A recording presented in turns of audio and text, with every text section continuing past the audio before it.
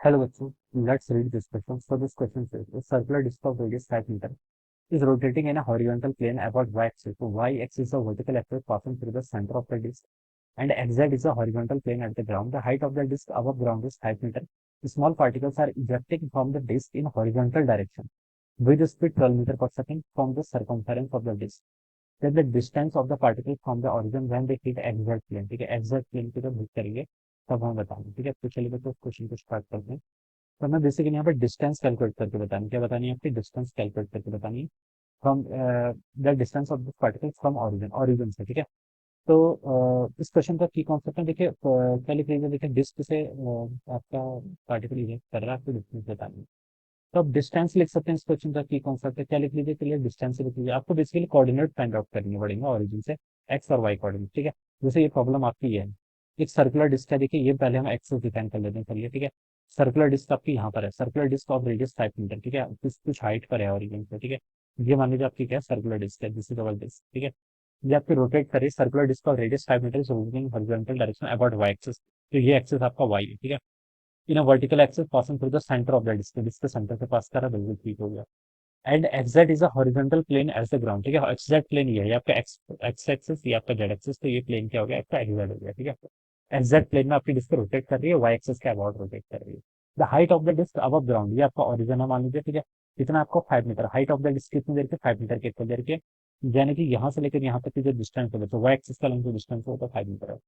Small particles are ejected from the disc in horizontal direction में eject हो रहे हैं with speed 12 metre per second. ठीक है, तो पार्टिकल देखिए, मान लीजिए यहाँ पर पार्टिकल वो इससे इजेक्ट होगा, पार्टिकल इजेक्ट हुआ तो देखिए स्पीड देखिए इस इंस्टेंट पर ऐसे होगी, मान लीजिए डिस्क आपकी ऐसे रोटेट कर रही है, इस यहाँ पर ऐसे रोटेट करिए with some angular velocity omega. ठीक है, तो इसकी यहाँ इस पॉइंट पर ऐसे वेलोसिटी निकालेंगे, इस पॉइंट टेंजेंशियल ड्रॉ कर देंगे हर पॉइंट पे. ठीक है, मैं इस पॉइंट पर बता रहा हूँ कि ऐसे वेलोसिटी आएगी, तो पार्टिकल देखिए आपका ऐसे ड्रॉप करेगा करेगा करेगा, यहाँ कहीं आ जाएगा एग्जैक्ट प्लेन में. ठीक है, इस तरीके से इसका कुछ मोशन होगा. ठीक है, अब मुझे ऑरिजिन से बच्चे ये वाली डिस्टेंस कैलकुलेट करके बतानी, लेट मैं इसको आर बोल देता हूँ. ठीक है, तो ये क्या डिस्टेंस होगी, एक्स एक्सिस का लॉन्ग जो डिस्टेंस है मैं उसको एक्स बोल देता हूँ. और दूसरा बच्चों कौन सी डिस्टेंस होगी आपकी, ये जेड एक्सिस का लॉन्ग जो डिस्टेंस होगी. ठीक है, जिस जेड एक्सिस का लॉन्ग डिस्टेंस होगी, ये चीज मुझे बता that then the distance of particle from origin. ठीक है, ऑरिजिन कहाँ पर है इसका.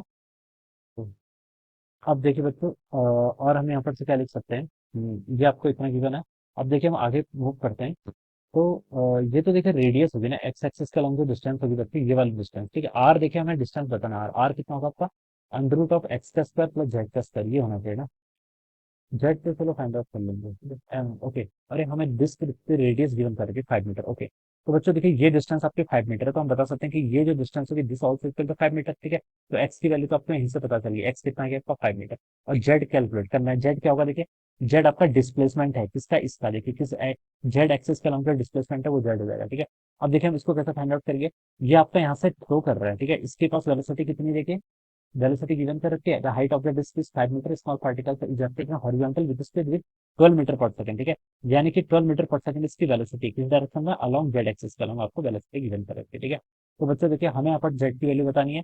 जेड की वैल्यू कितनी होगी, कांस्टेंट स्पीड है, 12 मीटर पर सेकंड से मूव कर रही है. ठीक है, तो हमें यहाँ पर जेड बताना है, तो जेड एक्सिस का अलोंग ये जो डिस्टेंस होगा, ये आपका velocity along Z axis into time. ठीक है, इसको मैं लिखता हूँ velocity along Z axis into time. ये टाइम कौन सा है, यहाँ से लेकर यहाँ तक आने में जिसको टाइम लगा होगा. और इस टाइम को कैलकुलेट करने के लिए मैं वाई एक्सिस का लॉन्ग इक्वेशन ऑफ मोशन लगाऊंगा, क्या लगाऊंगा, वाई एक्सिस का लॉन्ग इक्वेशन ऑफ मोशन. ठीक है, क्योंकि देखिए पार्टिकल नीचे आ रहा है तो उसका डिस्प्लेसमेंट कितना होगा, 5 मीटर, 5 नहीं -5 होगा, तो फिर नीचे की तरफ आ रहा है. ठीक है, तो वाई इजिकल टू देखिए U I T plus half A T A Y T plus square, इस इक्वेशन का यूज करेंगे. ठीक है, इनिशियल वेलोसिटी तो सिर्फ जेड एक्सिस का लॉन्ग है, तो -5 वाई पे पुट कर लीजिए, ये 0 हो जाएगा, plus acceleration along Y axis, gravity का लगेगा कितना, -10 इंटू आपका कितना हो जाएगा टी प्लस स्क्वायर. ठीक है, तो देखिए ये आपका 5 हो जाएगा, 5 का 5 पूरा 20, तो टाइम की वैल्यू कितनी है यहाँ से 1 सेकंड, तो इसको नीचे आना 1 सेकंड आएगा. अब यहाँ से जेड फाइंड आउट कर लीजिए, वी जेड क्वेश्चन में गिवन कर रखे कितना 12 × 1, यानी कि कितना आ गया 12 मीटर के स्क्वायर.